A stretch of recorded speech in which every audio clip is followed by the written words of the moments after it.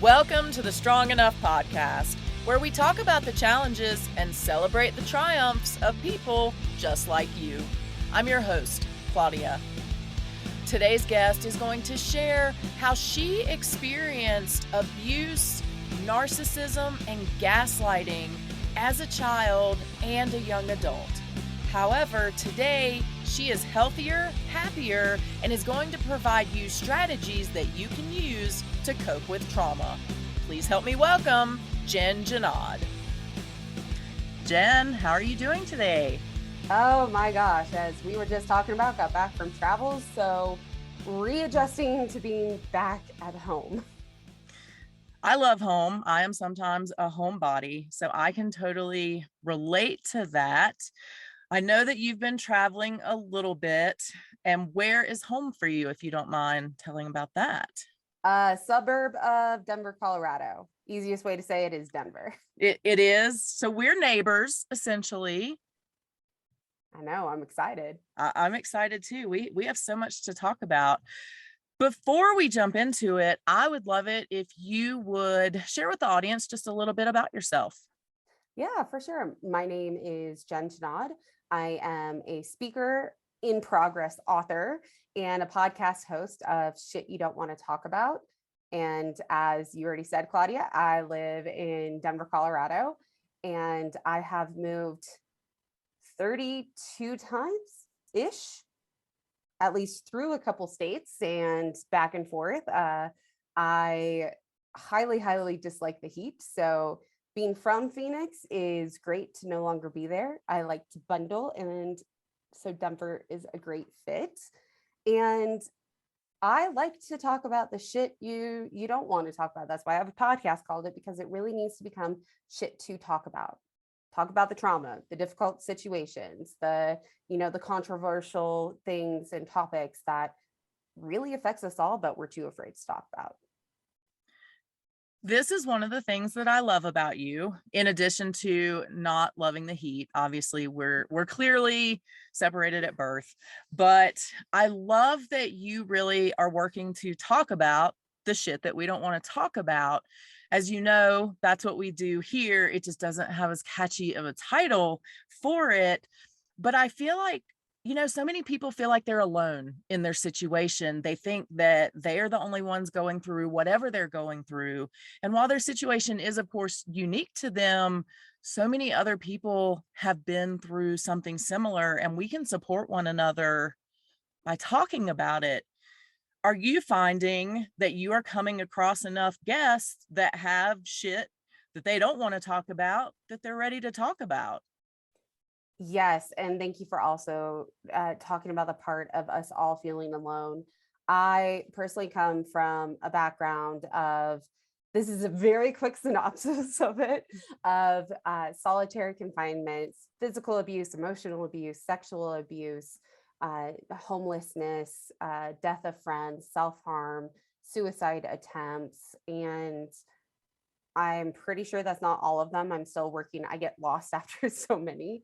And I honestly thought I was so alone. And I always had the knack for being able to talk to people and get their stories from them and their life stories. And I loved learning about them. And yet I never shared about myself. And when I started sharing, people are like, dude, I went through something like that too. And I'm like, what? Really? That's bizarre. And that's really opening up and being open to the universe, you could say, of bringing that into my life and starting to share my own story, has created that we have guests booked for the next few months. So there's plenty of shit to talk about from all different walks of life. Which is unfortunate that there is so much shit to talk about, but fortunate that there are people like you out there who are willing to sit with somebody and talk about it. Now, before we jump into kind of your history and what we're going to chat long-term about today, I have to ask this. Normally, when you look at somebody's resume or one pager, you're like, oh, they're a speaker, great. They're an author, fantastic. Yours had something jump out at me that I have to bring up. You're a curiosity seeker. Let's talk about that for a second. Yes, yes, I am. It's so funny because my mom is the type of person that she'll walk up to anybody and compliment them on something and like jump in the way of everything to be able to offer help. And believe me, after spending Mother's Day with her, I always feel so embarrassed when she says it. I always have. And yet I do the same thing and it makes me so happy because I love learning about the individualism we all have, about, there are times that I see something that I don't quite understand and I want to understand it. And it's not, I'm seeing that person in a wheelchair and I want to know what happened. Yes, I want to know how I can help, but also just being kind a lot of time will bring up that conversation. And half of the time I walk up to someone and I'm like, I'm so sorry. You have a broken arm. I can tell it's in a sling. You have a lot of really cool writing on it. I am dying to know what happened because it seems like it has a story. And and I do let them know. I'm like, hey, this is really awkward. So if you don't want to answer it, it's cool too, because I don't want to bring up any of that, like any bad juju for you. It's just, I'm so curious. And hearing the stories that come with it, when people light up, when people talk about the stories of how they got through something because whatever item makes them think of that, or that travel, or that jacket they bought it in, you're from Nashville? I am from North Carolina originally. I know you can Okay. hear it. Yes, so I'm from the South. Okay. Because I you asked me a question earlier and I really wanted to reply, yes, ma'am. And that is not something that I do very often, but whenever I hear someone with a Southern accent, I'm like, can't hold it back. But it's like, let's say that they got it from North Carolina and it brings up the story of seeing all the gorgeous trees and the back roads and getting lost. And it's so amazing, even when they talk about the shit, of seeing them bright, their eyes brighten up to Mhm. be able to share their story. First off, I love that your mom will compliment people because I think as women, we are far too competitive with one another. A lot of women. I don't want to generalize, but it's always a competition, and I feel like we spend too much time comparing ourselves with one another instead of looking at the other person and saying, "Man, you have amazing hair," or "Those shoes you're wearing are fantastic." We find the things that we like about them, begin to compare them to ourselves, and then begin to hate that person. So props to your mom for Thank you. complimenting people. And if you don't hear anything else from this episode, then go out and compliment a female, not on something creepy, but compliment a female on something that you genuinely like about her tomorrow. And then I want to hear about it. And then Jen wants to hear about it. So, Yes, I'm adding to the challenge. I yes. want to hear about you complimenting someone that you normally wouldn't compliment. So, for example, if I see a dude rocking a cool shirt, I don't say it in a creepy way. I'll be passing by and I'm like, dude, that is a sick shirt. Or if they have some dope kicks, because Mhm. it's something that I know for myself. You mentioned about how we compare ourselves and how we start to hate them. I went through a phase where it wasn't I hated them, I hated myself. Mhm. So it's definitely something that I've learned, that I would never want somebody to be in those shoes. So I want to share, even if they're just doing something really good. Like while I was at the airport, these flight attendants were so dope. Like or I guess they're the check-in people. Like Mhm. they were handling it so well. I was like, you guys are fucking amazing. And they were like, why are you being so nice to us? And I'm like, because you guys are being chill, you're doing great, you're handling it great. And that's a compliment too, because you're calling them out on a shitty situation where they're doing something good. And it just doesn't happen enough. No, unfortunately. I Let's agree. change that. Let's change that. So that is everyone's assignment. Compliment somebody, or as I like to say, compliment somebody. And then Jenn threw down onto it someone that you would not normally compliment. So we want to hear about it. After it is done, we will also participate in this challenge. Yes.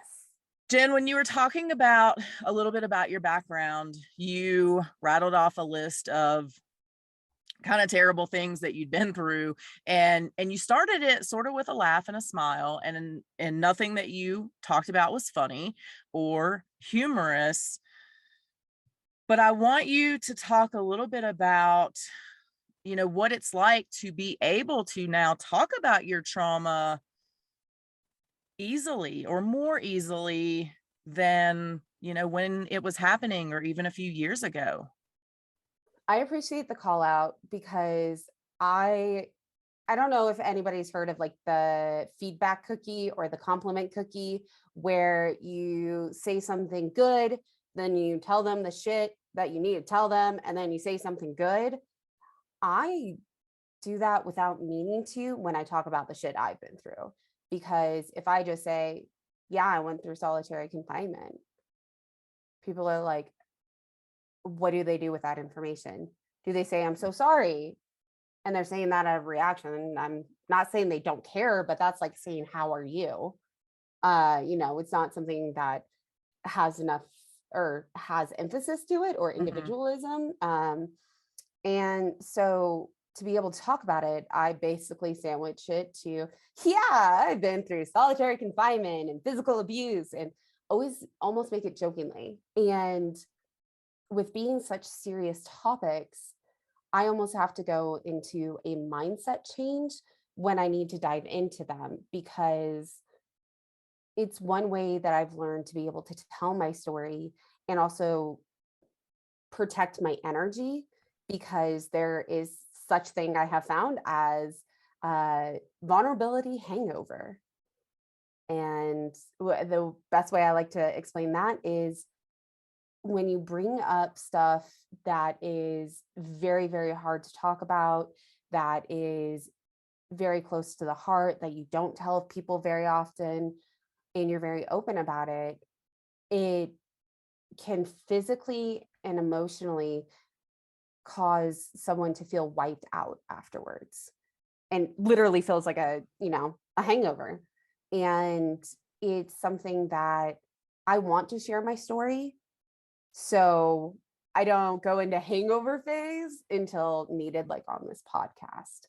So I really appreciate that call out. I really appreciate what you said, and I feel like I can totally relate to it because I shared something with you before we started recording, something that had happened to me as a police officer.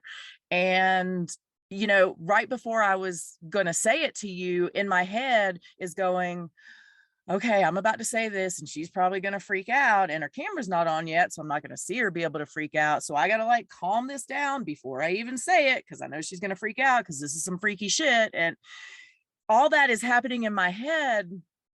And you handled it amazingly. But do you kind of have that same mindset where it's like, yeah, I'm sort of doing this for the other person's benefit, that I'm gonna temper down the situation to make them more comfortable? All the time. Yet at the same time I say that, I would say, as those that are from marginalized communities and also as women, a lot of times we do that to, as a society, which is really fucked up, Hmm. and also to be able to calm the peace, or it does make us feel a bit like we're not overbearing, because we don't want to be overbearing. Hmm. I will say that I found that it's been a hard balance, because I want, I'll just throw it out there mid conversation. Like, I was on the plane yesterday and I found out that the person 2 seats over was a juvenile, what are they called again? Uh, Afterwards. Is this like law enforcement, like Yeah. probation? Thank you. Mhm. I hate that I forget words sometimes, but she was a juvenile probation officer. And I was like, and she was talking to the 2 people were talking about that like, there are so many bad uh, probation officers out there in the world. And I was like, when I was a teenager and I went through some shit, my probation officer helped me deal with a lot of it, but I didn't open up to them to tell them what was really going on. So, and they're like, oh, wait, what? And then it also, I was like, yeah, I have a podcast called Shit You Don't Want to Talk About. And, I've been through XYZ. And because I was able to share a small thing, they weren't as taken back by the list, I guess you could say. And I found that starting off as jokingly, like where I'm going through it, then I also find where somebody is comfortable asking questions. And the biggest part of it I can say is trauma is trauma. There is, yes, there are different types of trauma, yet it is not a comparison. I recently listened to an episode on the Jordan Harbinger show that talked had a guest that escaped North Korea twice. And I'm just like, shit, you went through some Mm. shit. Mhm. Yet his trauma is his trauma and he's working through it. And yet somebody else that's escaped North Korea could have a totally different experience and end up this completely different, or they could have an identical experience and still end up completely different. And to go to your original question, just talking a bit more about my own trauma, the the solitary confinement really shows up throughout my life in the fact that I didn't know as a kid that my dad was a narcissist, which he still is, a narcissist or a gaslighter. My Mhm. mom didn't know either. It's not something they really talked about in the 80s and 90s. So when I would get locked in my room, my mom would just go along with it. My mom is one of the strongest women I know. Like, she is mama bear, she is loud and I'm proud. And yet, with gaslighting and narcissism, a key thing in these behaviors, a lot of times, is the love bombing, Mhm. where it's to talk a bit more about gaslighting. I'm guessing you've already talked to your audience about this, but the way I identify it is if I say, "Hey Claudia, what color is this sky?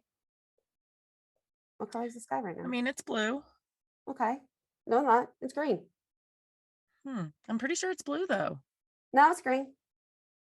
And then let's say Steve asked me Mhm. what color sky is. It's blue. I can't believe Claudia thought it was green. Like, Claudia, what is wrong with you? Why are you saying that it's green? Like, it's clearly blue. And when you start hearing those over and over again, you start to believe that you cannot comprehend what's going on. And with love bombing, before the gaslighting really starts happening, it's at least with my mom, it was they met at a party and my dad swept her off her feet. She was getting flowers and road trips and he wanted to do everything with her. And then like within 3 months, my dad, his lease was up. I say his lease was up. I don't think it was really up. I think he got kicked out, Mm. and then he moved in with her because he needed somewhere to go. And because she was very religious and also wanted to do well by her parents, they got married at 3 months. And the way my mom describes it is within a few months of them being married, it was the gaslighting really started. And with the narcissism, I don't have the best way to describe that, I feel, uh, is when I hear of a narcissist, gaslighting is a very big thing, Mhm. yet it's also always making them seem better. So, Mhm. like, for example, my dad would always make my mom seem like everything's her fault. And Mhm. he is like, God sent him to this earth, which I can tell you definitely didn't, unless he wanted to have a hellion on earth. And so by the time I was born, and they started locking me in my room, there were times where I would have my, they would have pool parties, and my best friend would sneak around the house to talk to me through the window because I was locked in my room while they were having parties. Or there was another time that my dad took out everything in my room and left me with a sleeping bag and one of those porta potties. And it was my choice. Do I get a pillow or do I get a teddy bear? My favorite teddy bear. His name's Baby. I still have him. I'm 34. I will own that. He's kept away safely in plastic bag. Yet I never knew how much need there was for connection and Mhm. human connection and all there is out in the world. And when I was 8, we moved to Idaho. And by then, my mom started being physically abusive. And it was because my dad isolated her. That is Mhm. another huge sign from gaslighting and narcissism. And you can gaslight without narcissism. So I do want to say that's why I'm saying both. Mhm. Um, a lot of people associated with narcissism or have narcissists in their life can have those behaviors as well, not on purpose, but that is how they were taught. Mhm. And so by the time that we moved to Idaho, my mom started becoming physically abusive, and the the gaslighting got so much worse. My dad started doing it more to me as well, and would like put my mom and I against each other at all Mhm. times. He would create that chaos. So I started getting the physical abuse then.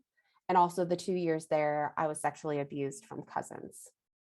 And so each of these are like building on top of each other, where I'm like, oh, well, this is better. I'm now 8 and I am not locked in my room. So this is better. And then we moved again 2 years later. And well, this is better. My mom's working nonstop. My dad's off in la la land. I have freedom. But when they get home, I'm in trouble no matter what. No matter what. No matter how Mhm. clean the house is or I did everything right, I'm in trouble. But this is better because I'm away from my cousins.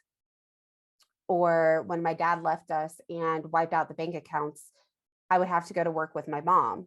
Mhm. And I was like, well, this is cool. I'm spending time with my mom. And then when I started dating, I guess you could call it dating, was I started sleeping with guys when I was 14 because I just wanted to be loved. I just wanted someone to be there for me. And it was better because they were there, but then they would stop talking to me because I there's so much that we could talk about on the psychology of all of this. Mhm.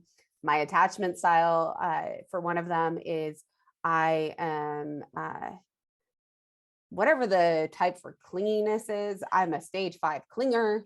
I try to let people know that now up front. And so that's when I started not knowing what to do with all this blame. The blame from my mom, the blame from my Mhm. dad, the blame of my cousins, the blame of being switched schools so many times for the nickname of Loppy because my left breast never developed and kids are horrible. So, teenagers, if you're listening, if your parents are letting you listen to this, please find kindness because this shit fucks people up. And it was I'm only 15 by all the shit we just talked about. Right. And I'm starting to do self harm because if I take it out on myself, I can feel for the first time. And I'm punishing myself the way I thought I deserved to be punished. And I want to take right there in a deep breath because we just went through a lot of heavy Mhm. shit and I haven't let you talk yet. Okay. So yeah, let's all take a moment. What does it feel like now, or what was the process like for you to get to a point in life where better wasn't good enough? You know what I mean? That like good is what you're after, healthy, happy, not just better. Damn. Uh that that one definitely has me on the back of my rocker over here because it's not a black and white answer. It's not like a simple fix. I can't take a magical pill. Mhm. If I could, I definitely would. We would market I, that shit.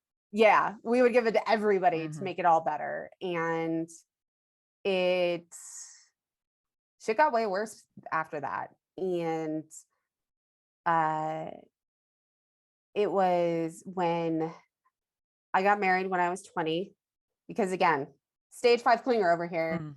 There were so many red flags, so many things that were like the relationship with my dad, other abusive relationships I'd been in. And I got divorced when I was 22. And it was a point, and it was just a very, very tiny point that after he quit multiple of his jobs without telling me, that he bought a dog without telling me, and he let it poop and pee everywhere. It was the I had to work so much overtime, close to 80 hours per week, just to provide for the two of us, all the debt we went into. And I at this point, I had been the heaviest I had ever been. I'd been around 250 pounds, and my health was really going downhill. But I was like, I did Taekwondo in high school. I'm gonna go see if I can, like, if I can even do it. And the instructor did like the intro 101 class, and he's like, you still have a lot of the form. Huh. I'm on the way home. Mm. I call my mama, and I'm like, Ma, I could afford this if Andy wasn't around. And she's like, yeah. I'm like, he's become one of the grossest porn addicts ever. Like, just gnarly shit. And he doesn't bring any happiness in my life. I got home and I gave him 3 hours to pack his shit and get out. And I sat in a parking lot in a local community college. And I don't, at least in Phoenix, they have a lot of the community colleges have campus security. That he saw me there for hours, and he came up and he's like, what's going on? Like, why are you here? And I'm still in tears. And I Mm. told him what happened. And he's like, you stay as long as you need, and the bathrooms are over there. Let me know if you need food. And was just such a kind soul. And that was not the end of the abuse that I went through, because I definitely didn't know how to cope with any of it. Mhm. But there was a strand of enough is enough. I am strong enough, and I can do this. And fast forward throughout the next 10 years, I am taking self development courses, therapy, really figuring out what I want out of life, because I never thought that it was possible. Mhm. How to get out of my head and think everyone's staring at me and judging me. And it's taken me probably till the last 4 years that I'm like, nobody gives a shit. They really don't. If they're going to judge me for my sparkly gold overalls, do it. Dare you. You want to come make fun of me for it? Fuck off. Like, that is something that has taken years to develop, and very, very small actions that built upon themselves, like a gratitude journal, writing 3 things a day that I was grateful for. I was really, really angry with my mom. And she is, oh, it's going to make me tear up. She is seriously such a good human Mhm. that went through shit too. And I wrote for months of things that I loved about my mom, because I needed to find a way to forgive her and let her be her, yet still have my boundaries. When she becomes monster mom, which can sometimes happen, I let her go. She can deal with it. I don't need to deal with that shit. I don't need to be the people pleaser to try to control the abuse. I don't live with her. I don't need to answer the phone. I don't need to answer her texts. I still love her, yet I don't need to go through that anymore. And it's been amazing to watch my mom grow too, because she's always grown with me, where my dad is seriously still a psychopath and I don't talk to him anymore. And I found out that my stepmom's going through a lot of the same stuff. And it's really hard because there's a phrase called flying monkeys that narcissists and gaslighters will use as basically someone to get to you. Instead of, if you cut that tie, like let's say Claudia, I'm the narcissist and you're the person I'm trying to get to. I'll use Steve to talk to you because you won't talk to me, and try to get you to guilt, like, oh, Jen's sick, or oh, Jenn got in a car crash, or something that will pull on your heartstrings to get you to talk to me again. You just hit so many things that I now want to talk about. I don't even know where to start, and I'm going to try to remember all of them.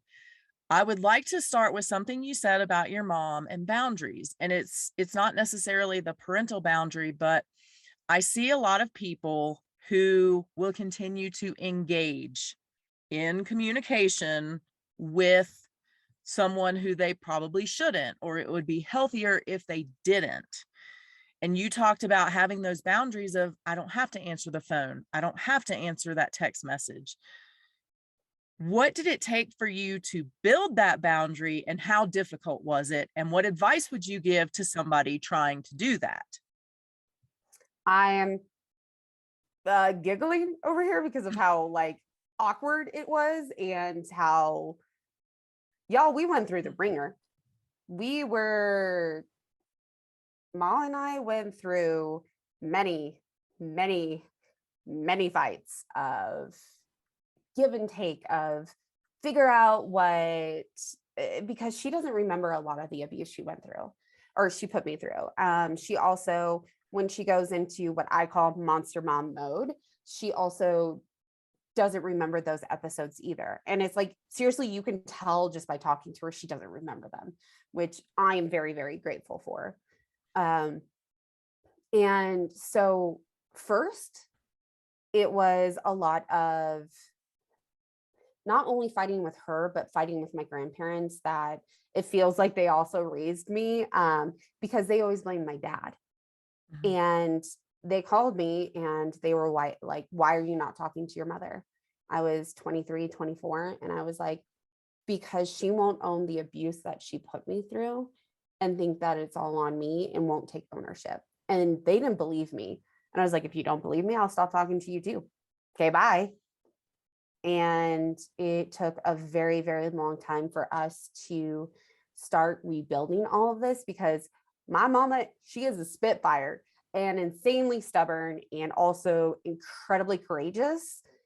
And I got that from her. Mhm. So if I need to do what's best for me, somehow my intuition said, no, if they're not going to treat me nice, I'm not going to allow them in my life.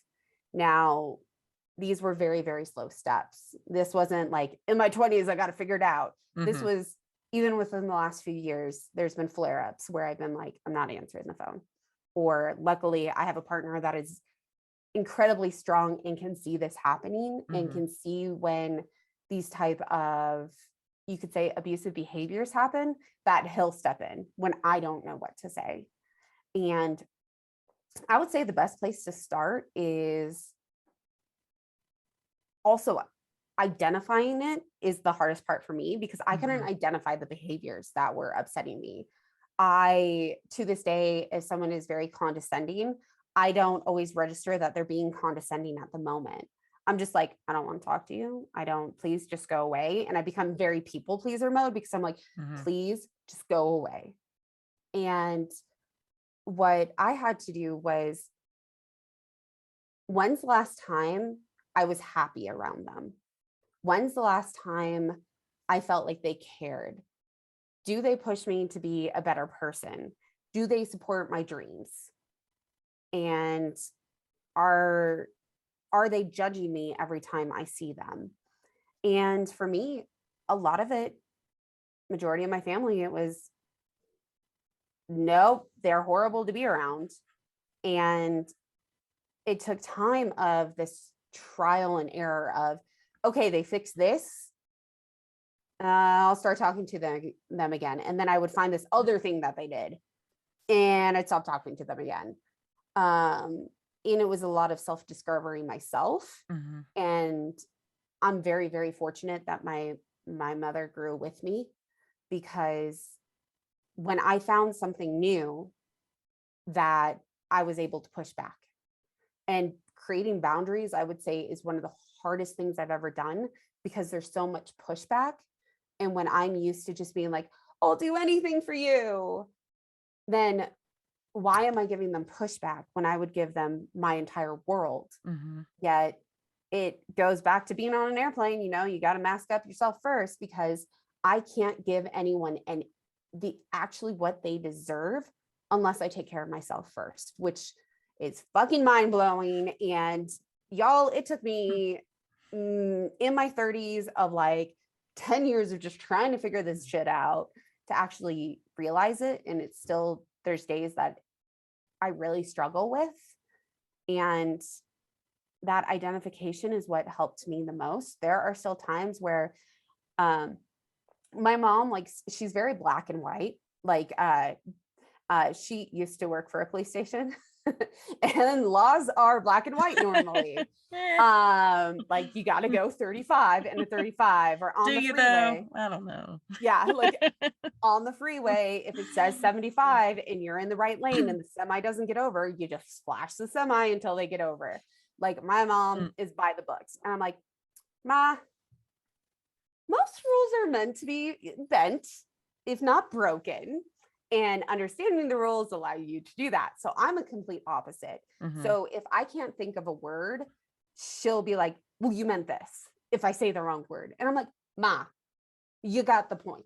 You know what I'm trying to say. And I call her on it. Mm-hmm. And she does the same thing to me now, where she pushes me to do better. And I just, at the same time, when she's being bossy mom, I'm like, Ma, you could ask nicely. Where's your please and thank you? I will do it, but you got to ask nicely. I'm not your slave. And I make it in a jokingly way now, because these are all things of just who she is. She's not intending to be mean. She's not intending to be very black and white. It's who she is as a human, and being able to create those boundaries and being able to be kind of goofy about them makes it possible for us to have a very healthy relationship, even though we don't see eye to eye on politics or religion or any of those big topics in the world. It's better just to avoid those big topics of the world with pretty much everybody at this point, I feel like.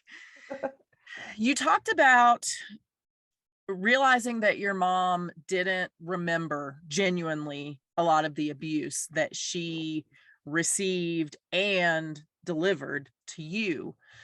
I would love for you to talk about how you were able to confidently differentiate a gaslighting situation from your dad of convincing you that that never happened versus your mom, who genuinely has blocked it out or doesn't remember, and accepting that difference and moving forward with the one parent that you know is growing and a good person.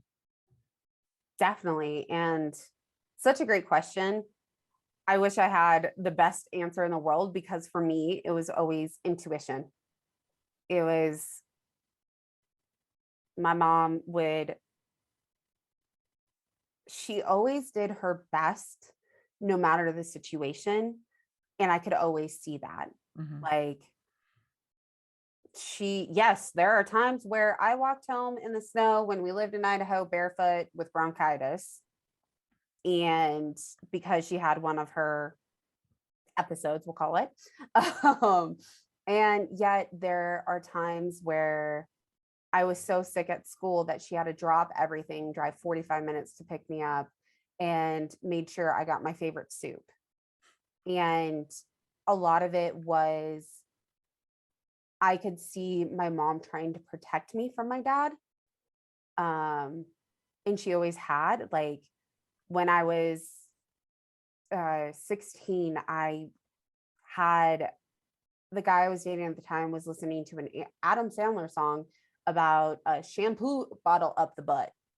Not something that you necessarily like. I don't know why the guy like Adam Sandler or why he made that song, but from the age of 10 to 16, I did not remember anything about the abuse from my cousins. And I snuck out so many times before that. Like literally, my mom sleeps like a rock and she snores and she kicks. So I can't share a bed with her when I visit. But I snuck out probably close to 200 times before this. And this is the night that she calls and is like, "Where the fuck are you?" And I shouldn't say she cusses because she's a very churchy person. She gets mad at me for having shit you don't want to talk about in the title. Yet she loves the podcast. Um, and I tell her that I remember this all, and we come home, and first thing she does is call the cops. How do we get this taken care of? How do we take care of my baby girl? Like, what's going on? And the cousin that was also involved, that's 2 years younger than me, he was going to start school with me. I was going to be a junior. He was going to be a freshman. And it was like more than I could take, that the only way out was to move in with my dad. And she begged and pleaded that I wouldn't. But couldn't understand what she was talking about. I was still in the gaslighting web, you could say, of I don't understand. And of course, he's my dad. He'll be there. He promised me my surgery to not be a loppy anymore. He promised me a laptop so I could do school. He promised me a car so I could get around. And my mom had to move back in with her parents at the age of mid 40s, 50s. And she would fly up and she helped me get my driver's license. She was the one that was gave consent. She got me my laptop because my dad never did. She took out loans to be able to give me my surgery. She always did everything she absolutely could, even though she had these like weird episodes, no idea what's going on. She would do anything for me. And my dad, it's taken it. I had that sprint in high school where I lived with him of broken promises. And then after that, he promised me that he would always, if I ever decided to move in with him, he would pay for everything while I go to school. So at the age of 25, I quit my job in Arizona and moved to Indiana. Never seen it before. He lived in another small town. I have lived in many small towns. So I moved to Indiana. And it was another broken promise. It was another, everything went into collections. I now had to pay for the car for both of us because he wouldn't get his car fixed. And it was the type of thing that it finally taught me that he's never going to change. And my mom has always, always been there, even though she may not have gotten the help that she needed. But I can still choose to be there for her because she is growing with me. I love that. And you mentioned intuition. A lot of people who have been through abusive relationships and particularly romantic relationships feel like they can't trust their intuition, that they're bad judges of character. They picked this person who's terrible, thus they are terrible pickers. What do you say to those people?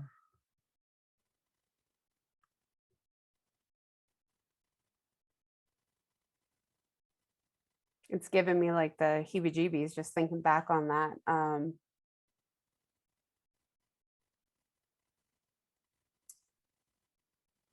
I don't know. And I can only talk about my personal experience. When you start thinking that enough is enough, that's when you start realizing that you're strong enough and that really start, even just listening to this podcast by itself, is you're showing yourself you're strong enough. You're showing yourself that you have what it takes to leave. And specifically those in abusive relationships, there are the biggest way I could say this is make sure you get help. And there are hotlines, and I know that there is tracking, and I know that there are significant others that will watch your every move. Even if you can write on a piece of paper in the bathroom and pass it to someone, anyone, most people will try to figure out how the fuck to get you out. Um, I say that because, yes, in my relationships, especially one of the most abusive ones I had, I was fortunate enough to be able to cut ties. I don't have any children. Um, and I had somewhere to go. I stayed with a coworker for that became one of my best friends. I stayed with him and his husband, and they helped give me the strength to leave because they were reminding me that I was enough. Not all of us have that person in our life, yet a lot of times people at work can help doing that. People, a random stranger, a lot of times will help. There are hotlines to help. And if you start questioning yourself nonstop, it goes again to, should I have this person in my life? Am I happy around? When's the last time I was happy around them? Um, with gaslighting, I think that's one of the hardest ones to identify because they can turn on and off the love bombing. Mhm. And that's why I say, if you have the capability to write a journal, or there are apps that you can have that are online that you can, be able to incognito, be able to keep notes, um, that there are resources out there. And dude, hit me up and I'll do my best to get you those resources because you're not alone. You have two And Colorado peeps right here. yes, and we travel. We do. We enjoy it. And it's Mm. getting that inkling, especially for those that have babies at home. And those are babies of all ages. Mm. I'm 34 and I'm still my mama's baby. Mhm. If you got babies, this is the biggest thing I can ask you. Do you want them to be in these type of relationships? Do you want your daughters to be treated by men like this? Do you want your sons to treat their partners like this? And Mhm. it's it's not something that just happens to women. It definitely happens to men. It happens in all types of relationships, and there is help and there is hope.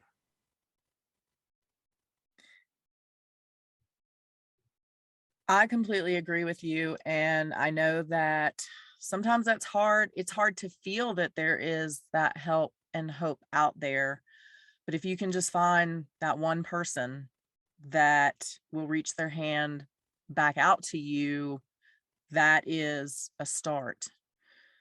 I want us to talk about coping with trauma because we have talked a lot about trauma. So I want to kind of turn the page. The first thing I want to ask you is you mentioned earlier a progression in your life of learning how to not give a fuck what other people think. I actually had a friend of mine who is also a viewer of this podcast reach out to me today. And that was one of the things that she was talking about was how she just really wished she could get to that point in her life where she didn't care about what other people thought. And I love that you said, you know what? People, generally speaking, don't really even care. How did it come to you to finally realize that and be able to build upon that to say, if you want to make fun of my sparkly overalls, like, come at me, bro? Practice. I say it like that because everything is what it is. Like it is what it is. They are what they are. We all create stories. And yes, these stories are our truths, but when we're stuck in our head, we're projecting our stories on them. What does that look mean? They looked at me. What does they brushed my shoulder? Oh my gosh, why did they brush my shoulder? Is my skirt too short? Am I showing my bra? Is this showing? These are, believe me, these are all thoughts that I've had a million times, that I don't enjoy the moment because I'm so in my head. And a lot of it is, and I still have to remind myself, because these still come up. It's not like a light switch. It's practice of, do they look at me funny? Okay. Why'd they look at me funny? It doesn't matter why they looked at me funny. I'm going to go look somewhere else.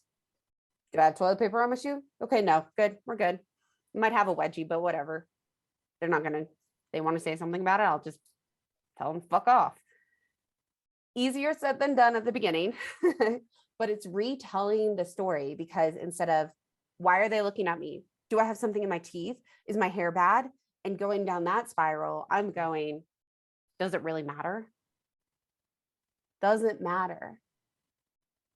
And a lot of it I've gotten through taking these self-development courses, and I've been through quite a few. So hit me up if you want to know any of them. I don't want to give any one of them a big shout out.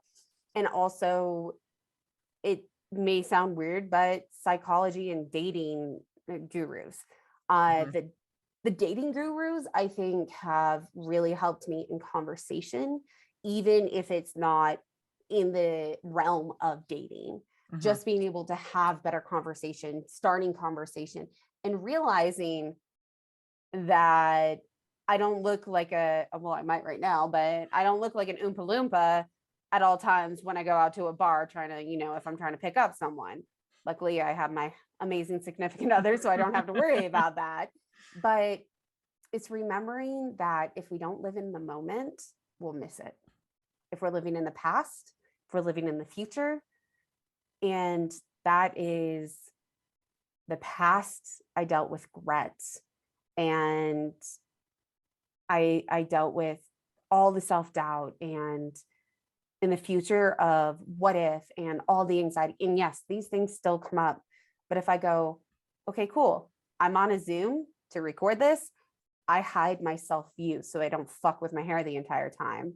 I have to edit my own videos, and I hate the fact, y'all, I got chubby arms. These piss me the fuck off. It is not great. Yet I started working with a trainer a few weeks ago because, as he says, it's all in that percentage of the big bucket that starts to build up. We may be at 1%, but eventually it's going to take time. We'll get at 80, 90%. It's when I fuck up on a podcast, even my own podcast. Well, should have said that better. That was kind of douchey to say. Oops. And sometimes I have to check with the guests I've had and be like, hey, does this portray what we wanted it to portray, or do I need to cut it? And they're like, no, dude, that was a good question. Cool. Or yeah, I got to nix that because that was really mean listening to it afterwards. I know you didn't intend that, but the audience probably isn't going to get it. And it's a balance. I hope that helps because that is not something I'm teaching. I think it does help. I mean, just a couple things that you pointed out, even with the camera, don't have your self view on, because we are constantly like, what do I look like? Is this okay? What's the light? How's it hitting me? Instead of focusing on the other people or person in the call. And then just saying, like, does it even really matter? That person, why are they looking at me weird? Who cares? I don't know what they have going on in their life. So maybe they just have a weird eye twitch. And on that point, if you're really that concerned, go talk to them. Like, yo, dude, I like your jacket. What up? And I also have a cup that says awkward is my specialty. I am very awkward, and I like to tell people that. So if I start a random conversation with them, they understand. Also, I do my best to put what you could say my faults out on the line, put it out in the open. I'm super ADHD and I fidget a ton. Unless I finally find a comfortable position, I'm normally pretty good. I go around in circles and sometimes I get lost. I know a lot of people that are guests and hosts on podcasts that they need to write notes. They're not, being distracted. They need to write notes because Mhm. that's how they're going to go back and talk about something. I'm bipolar type 2. There are days that I'll get more shit done in like 3-day sprint than I will for the next 2 weeks because I'll go into a depression. And owning it and talking about it really does help me get out of my head as well. Let's talk about other things that we can do to cope, especially when it comes to different types of trauma. Definitely. And I would say some of the best ways to cope with trauma is step one, identifying it. And for myself, that's been some of the hardest things because I think everybody's been through it. What? Mm. You didn't grow up by yourself in your room locked up for days, weeks? Really? You didn't? No? No? Oh, oh, that's shitty. Okay, cool. Oh, you didn't get sexually abused? Oh, okay. I didn't know that's what that was. Got it. And sometimes they're a lot more subtle. You don't Mhm. realize it as well because yes, some of the things I talk about are big, yet a car crash, you got rear-ended. That's traumatic. That puts your body, that's why they call after something like that happens, you can go into shock. Traumatic experience, and it can be physical, it can be emotional, and it can be medical. There are going into like the types of traumas after identifying it Mhm. is there's like a one-time event like I talked about of you know being a car crash. Mhm. That's what I'm going off. Or another serious one is like being raped. Mhm. That is a singular event. Those are still trauma and very traumatic.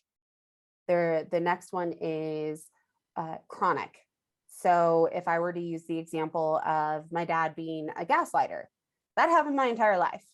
That is chronic. That is something that a lot of those that are in domestic violent relationships, that is chronic. And then if I were to talk about my own story, it's considered complex because there's a little sexual abuse, there's a little physical abuse, there's emotional abuse, there's a lot of really random shit. And that's considered complex. And knowing then, and you don't need to do these all alone because step 3 is working through all of these. And you don't need to know step 1 to go through step 3 because just knowing and showing up, finding a therapist, which there are a lot of different options online. And caveat to that, you may have to find a couple different therapists before you find your therapist. Mhm. One type of therapy that really helped me is EMDR. It's eye movement rep wait and desensitization repetition, I believe. Yes, I think that's right. I always get it mixed up. That is something that's really helped me get through my trauma. And that has helped me go from that was a horrible memory that really triggers me Mhm. to it's just a memory. It is what it is. It happened. Okay, cool. Yes, I still will have flashbacks sometimes Mhm. and those type of things, but it's taken it from dealing on it from a daily basis to at least for me, maybe once or twice a year. Mhm. Um, Other parts is sharing it with someone you trust, sharing what happened. And that's sometimes the hardest because we all feel so alone in these situations and we're not. And the way that you can bring up these conversations and start them is, hey, man, or hey, love, hey, beautiful human, whatever you call them. Mm. It, I got something on my mind that I really want to get something off my chest. Can I share it with you? I'd really appreciate if you don't look at your phone or something because I got to make sure I'm a little anxious about talking about this. I'm a little nervous. I know for with men's mental health, sometimes it's very hard to get that conversation started. Yet, uh, that is slowly changing when we're willing to be that one to open it up. Mhm. And those are just some of the ways to be able to cope with trauma and get through it. And it's always going to be a journey. It's not just linear. It's not like, okay, I got 1, 2, 3 done. Done. I'm I still, done. yeah, I wish. I still physically deal with PTSD from Mhm. sexual abuse. I wish that I got it figured out. I'm still trying to figure it out. And it's the biggest thing I can say is know that it's not your fault, and to give yourself grace and go, okay, cool. Like, this is a process. It's not night and day. And last but not least is when things come up, when these dark moments come up, when even you're stuck in your head, instead of getting mad at yourself, observe and question. Be curious. Why am I feeling this way? What made me feel this way? Is it something that they said at work? Is it because somebody didn't call up me during this meeting? Is it because I didn't get the big project? What part of it is making me feel this way? And those are 3 really big ways that you can get started on being able to cope with trauma. I also want to give a shout out to EMDR. It has made a world of difference for me as well in we'll just call it my 2017 incident. Um, and I agree with what you said. It turns it from that triggering moment or that horrible thing that is looming there to the way my therapist described it as we're putting it in a different file in a different filing cabinet in your head, and it's still there. We can't shred the file, unfortunately, but we're just putting in a different cabinet so that it's not accessed in the same way that we did before. We have talked about some pretty intense things, and we're going to end on a lighter note. We're going to talk about tattoos. I love tattoos. I just got a new tattoo a couple days ago, so that was exciting. Yay! With a group of people, we all got the logo of my podcast, actually. So first off, I want to say to everybody that did that and everybody who's planning on doing it, you guys are badasses. Like, that's amazing. And you have no idea how that makes me feel to know that this has impacted you so much that you are now carrying around the strong enough flame on some part of your body. But I know you also have tattoos. I I do. think I spied some there. So I would like to hear about your most meaningful tattoo that you have. Meaningful tattoo. Or exciting. You know No, what?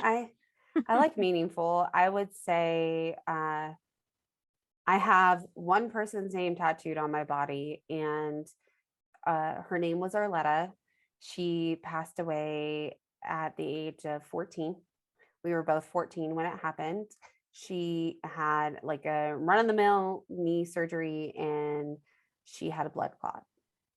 And she was one of the most incredible people I had ever met. Uh, I got somehow put into like a shop electronics class in 8th grade. Like, I don't even know how I ended up in it. And it's a bunch of boys, and they're all really mean. And we need to start pairing up, and no one will pair with me because, y'all, I may be able to do my hair and makeup now, but back then, I basically looked like the most outcast child, and no one would talk to me. And she walks up, and she was a bigger girl, and she, like, all the guys, you could tell, are scared of her. And she's like, "You're partnering with me." I'm like, "Okay." And she was one of the kindest humans. We would lose touch, and she would call me, "Jen, I know you're really struggling right now.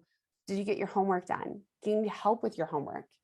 And we went to different schools at that point. She would go camping with me and my dad when I was trying to have a relationship with him to keep me calm. And she knew he liked fishing. I hated fishing. I wanted to swim. So she would fish with him. So that way I could go swim. And she was kind of, I guess you could say, like my bulletproof vest. Mhm. She always wanted to keep me safe. And it took a very long time to learn that she'll always be here. And just because she died, that doesn't make me unworthy for living. And a lot of what I do is for her. Do we have upcoming tattoos? Yes, when I get the money. And the gentleman in Colorado Springs has availability. I found this neo-traditional tattoo artist in Colorado Springs last year, and it was like booked out till 2023. And I'm like, oh, I'm not gonna book yet. And then earlier this year, I saw he's booked out till 2024, and I'm just like, I'm paying the deposit just so that way it gets on the books. And it's going to be an elephant balancing on a globe. So you think how in circuses they used to balance on the balls. Mhm. It's going to be balancing on the globe, being pulled up by a hot air balloon. That's cool. Yeah, because we all have to balance where we come from in the world and what we're doing. And elephants are so wise and graceful, Mhm. even as big and giant as they are. And yet we'll always have a past, and we're going to be pulled to the future. And where's this tattoo going? I'm leaving it up to the tattoo artist because these tattoos here, I don't have my self view, so hopefully you can see them. Yep, yep. Really helped with my confidence Mhm. when I have a lot of cutting scars here. So Mhm. these covered these ones up, and I have cutting scars here on my arm, on my upper arm, and on my thigh. But yet, those are some of the best places to put a giant tattoo. Right. So even if he wants to put it on my back, I'm down. But I would Shout like, out shout out to you for giving that decision to the artist, because I would get mad if people came to me and told me how to do my job, and I think sometimes people do that a lot with tattoo artists. And if you're an artist as well, I mean, that's fine, but yeah, I can't even draw a stick figure. So I mean, he looks like this, it's not good. So I'm the person who's like, here's my general idea, you make it amazing. And then if they say, well, we should do this instead of that, you're in charge, my friend. So props to you thank you. for doing that as well, and giving that control to the person who will put it in the place where it should be. And apparently that will be in 2024 at this Yes, point. unless he gets when I start reaching out to see if he has an opening. But that is also from watching a lot of all 12 seasons of Ink Master. Mhm. Was obsessed with that show. I'm still obsessed with that show. It is coming back, so I'm Yay. obsessed about that. Uh, and I have been to several Ink Master shops, so that's pretty fun as well. So we can. Joey Hamilton was on this podcast. What? Yes, They're oh my gosh, Ryan Ashley. She's yes. she's in what is that town She's called? in Grand Junction. Grand Junction. Yes, Grand Rapids is in Michigan. that's in Michigan. Yep, I was like, it's okay. Grand Junction. I try to like see if she had online bookings, and I'm like, I don't care where you want to tattoo me or what it is, but I need a tattoo by her in my life. Like, you want to put a teardrop on my eye? That's cool. That's Yeah, cool. just to say I got a tattoo from her. As soon as you said her name, I actually have a dress from her. So one of her bandage dresses, like the official Hervé Leger, yeah, that I have one of those that was hers. So that's my Ryan Ashley claim to fame. That's all I got.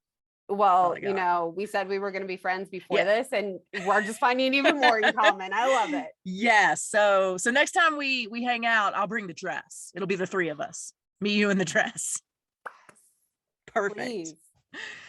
Jenn, you have been amazing. Where can people find you? So if they want some advice on some of these development classes that you've done, if they want to talk to you a little bit more about trauma and what they can do to cope with that, or, if they want to go to the Denver Aquarium, which is pretty fantastic, where can they find you? And the compliments. They got to hit us both up on those compliments. That's right. We got to have those back. It's shit to talk about. So that's shit number 2, talk about. And the reason why we have all of social media named that is because we need to change shit you don't want to talk about into shit to talk about. You can also find us online at shittotalkabout.com, but we are on all the socials. And you can also give us TikTok ideas that I should be doing, because I like to be awkward things, but I never think of what to do. So help me on TikTok too, please. All right. So we need your compliments and your TikTok ideas. Jenn, you have been truly amazing. Thank you so much for sharing part of your story and for giving the audience some tips and tricks that they can use to improve their lives. Definitely. Thank you for having me on the show, Claudia. I really appreciate it. I really hope you guys enjoyed my conversation with Jenn as much as I did. I truly appreciate her sharing the different coping strategies we can use when we have experienced trauma. And I love her advice about when we're writing those stories in our head about what other people might think, what does it matter anyway? So remember, until next week, you are strong enough and you are worth it. Thank you for listening to the Strong Enough podcast. You can find us on your favorite podcast platform by searching Strong Enough. And on YouTube, we're on the Spear Talk channel. Don't forget to follow us on Instagram and Facebook at Strong Enough Pod. If you have suggestions for an upcoming episode or a future guest, please reach out at strongenoughpod@gmail.com. Remember, you are worth it.